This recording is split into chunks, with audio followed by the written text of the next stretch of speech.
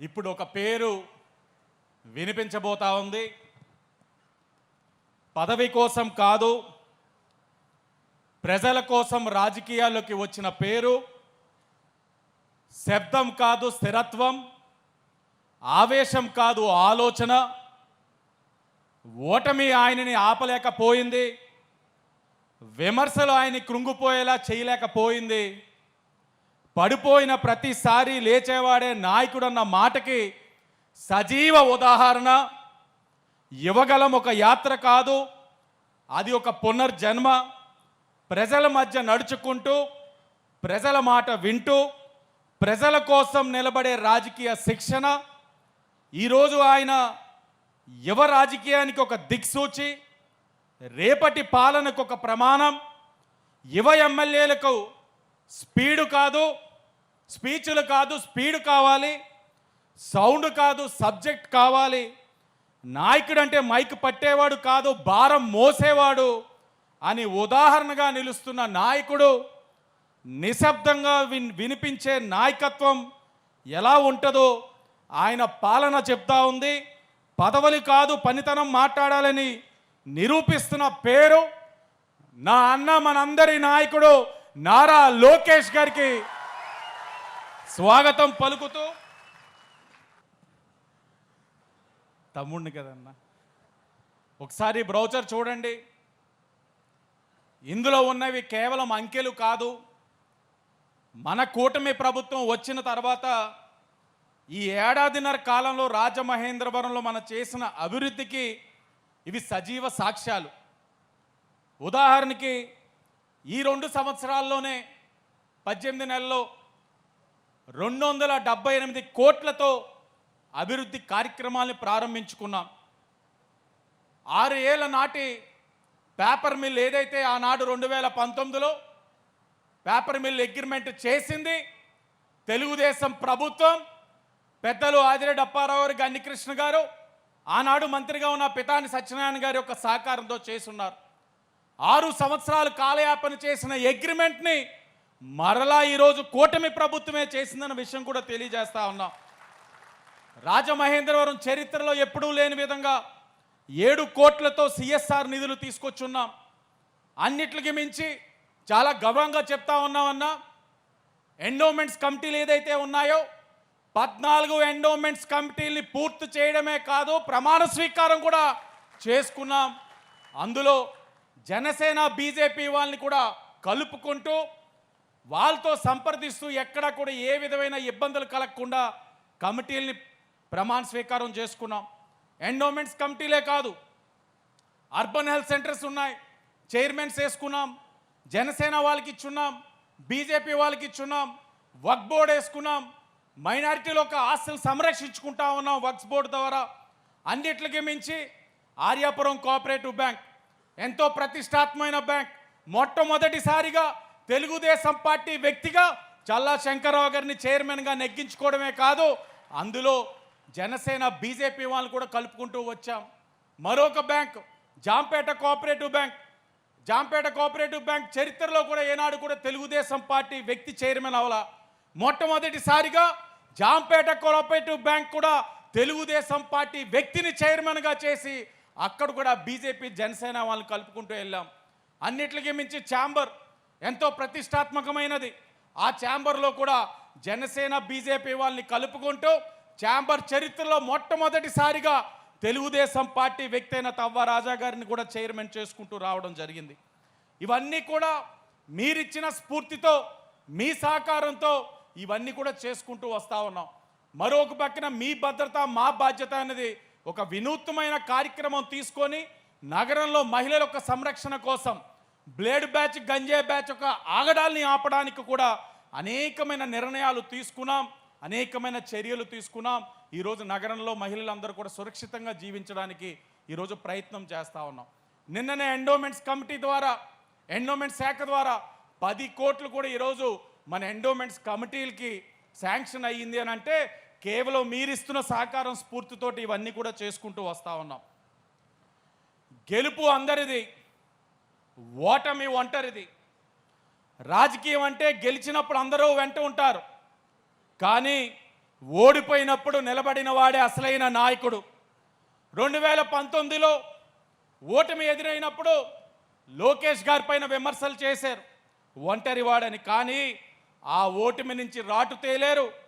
తనని తాను మలుచుకొని ఓడిన చోట గెలిచి చూపించిన నికార్సైన వ్యక్తి నారా లోకేష్ గారు.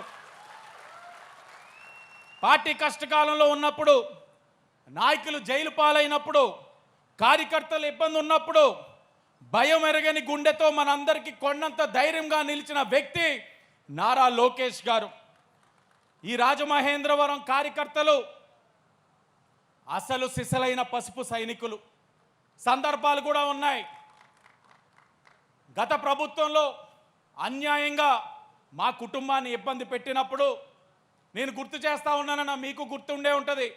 ఆనాడు శాసనసభ్యురాలుగా భవానీ ఓటు వేయడానికి ఎమ్మెల్సీ ఎన్నికలకి వెళ్ళినప్పుడు అదే సమయంలో నా తండ్రిని, నన్ను, నా తల్లిని కూడా అరెస్ట్ చేయడానికి ప్రయత్నాలు చేస్తున్నప్పుడు పెద్ద ఆయన ఒక సూచనల మేరకు మేము దూర ప్రాంతానికి వెళ్తే నా కొడుకు ఒక్కడే ఇంట్లో ఉంటే 50 మంది పోలీసులు ఇంటి ముట్టడి చేసి అతను ఇబ్బంది పెట్టినప్పుడు నిలిచింది ఈ కుటుంబం అన్న విషయం కూడా మీకు తెలియజేస్తా ఉన్నానన్న. మరొక సందర్భం, అన్యాయంగా మనందరి యొక్క దైవం నారా చంద్రబాబు నాయుడు గారిని అరెస్ట్ చేసినప్పుడు మరి ఆనాడు ఏదైతే ఢిల్లీలో వ్యవహారాలన్నీ కూడా చక్కబెట్టడానికి లోకేష్ గారు అక్కడ కార్యక్రమాలు చూస్తున్నప్పుడు అమ్మ భువనేశ్వరి గారు ఇక్కడ ఉండేవారు, బ్రాహ్మణి గారు కూడా ఇక్కడ ఉండేవారు. గుర్తు చేస్తా ఉన్నాను. దేవాన్స్ ఒక్కడే పాపం హైదరాబాద్లో ఉన్న రోజులు కూడా గుర్తు చేసినప్పుడు అదే మన నారా కుటుంబానికి కూడా అండగా నిలిచింది ఇదే పసుపు కుటుంబం అన్న విషయం కూడా తెలియజేస్తా ఉన్నా. ఈ సందర్భంగా ఏదైతే మమ్మల్ని ఒక కుటుంబంగా భావించి పార్టీకి అండదండలు ఇస్తా ఉన్న ప్రతి తెలుగుదేశం పార్టీ కార్యకర్త నాయకుడు కూడా శిరస్సు వంచి పాదాభివందనాలు చేస్తా ఉన్నాం. రాజకీయ నేపథ్యం నుంచి వచ్చిన వ్యక్తినే, కానీ ఈరోజు నన్ను నాయకుడిగా తీర్చిదిద్ది ఈరోజు ఒక శాసనసభ్యుడిగా అవ్వడానికి కారణం, కర్త, కర్మ, క్రియ అన్ని నా అన్న నారా లోకేష్ గారే.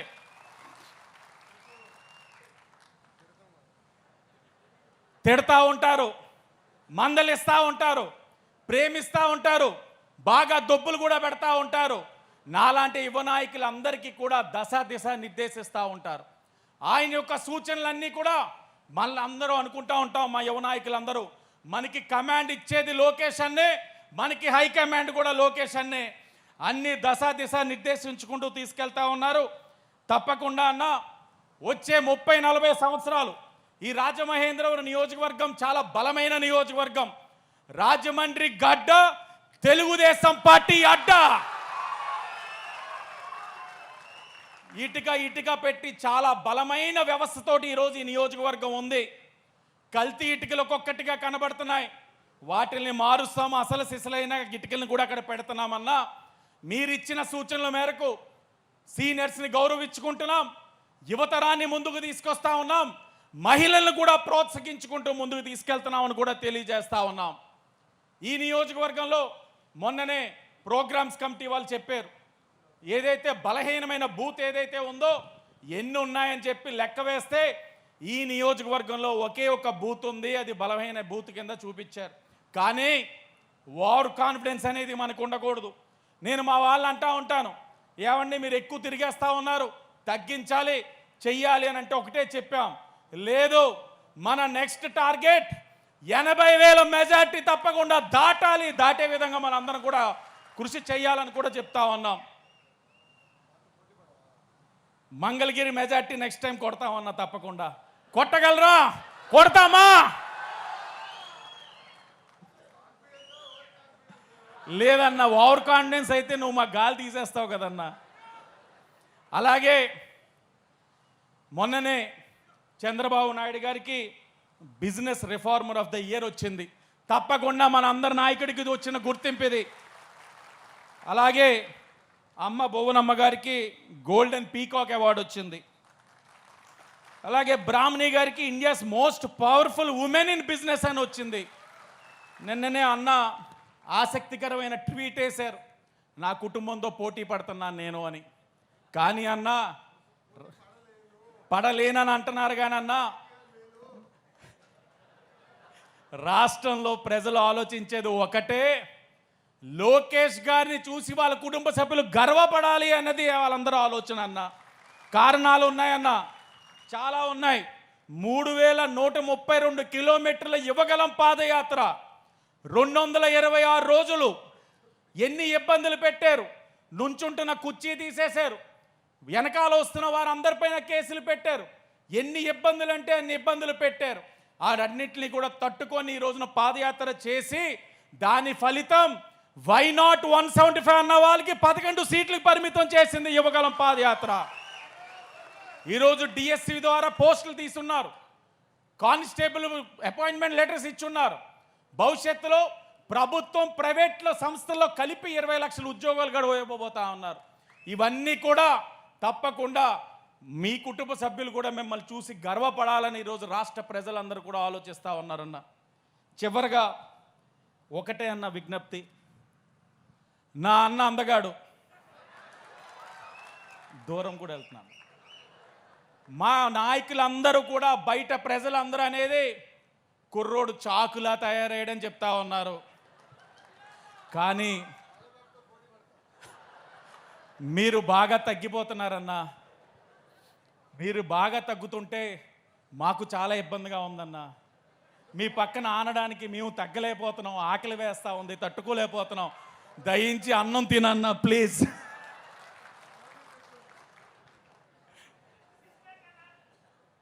ఈ రాజకీయ జీవితం నారా లోకేష్ గారికి అంకితం. నేను ఆయనతోటి ప్రయాణం 2017లో ప్రారంభించున్నా. 2019లో పార్టీ ఓటమి చూసినప్పటి నుంచి ఏనాడు కూడా అన్నని విడల. అన్నొక నాయకత్వాన్ని నమ్మా. అన్న మీద నాకు సంపూర్ణమైన విశ్వాసం ఉంది. ఆయన ఒకటే, మనందరూ గమనించాల్సిన విషయం ఒకటే, ఆయన ఏది త్వరగా పట్టుకోరు. పట్టుకుంటే అంతిమం వరకు చూసేంత వరకు వదలడు అన్న. అది మంగళగిరి నియోజకవర్గం అయినా ఏదైనా సరే. మంచి చూస్తాం, మంచిగా కష్టపడితే మంచి చూపిస్తారు. కాదని చెప్పి తప్పులు చేస్తే ఉపేక్షించరు. ఆయనకు ఒక లెక్క ఉంటుంది చాలా. అలాంటి వ్యక్తి దగ్గర నేర్చుకున్న వాడిని తప్పకుండా మీ ఒక అడుగుజాడలో నడుస్తూ పార్టీని బలోపేతం చేస్తూ భవిష్యత్తులో మీ వెన్నంటే ప్రయాణంగా ఉంటానని కూడా తెలియచేసుకుంటూ నాకు ఈ అవకాశం ఇచ్చిన అధ్యక్షుల వారికి ధన్యవాదాలు తెలియచేసుకుంటూ అందరికీ కూడా పేరు పేరున నమస్కారం. జోహార్ ఎన్టీఆర్, జోహార్ ఎన్టీఆర్. నారా చంద్రబాబు నాయుడు గారి నాయకత్వం, నారా చంద్రబాబు నాయుడు గారి నాయకత్వం, నారా లోకేష్ గారి నాయకత్వం, నారా లోకేష్ గారి నాయకత్వం. నమస్కారం.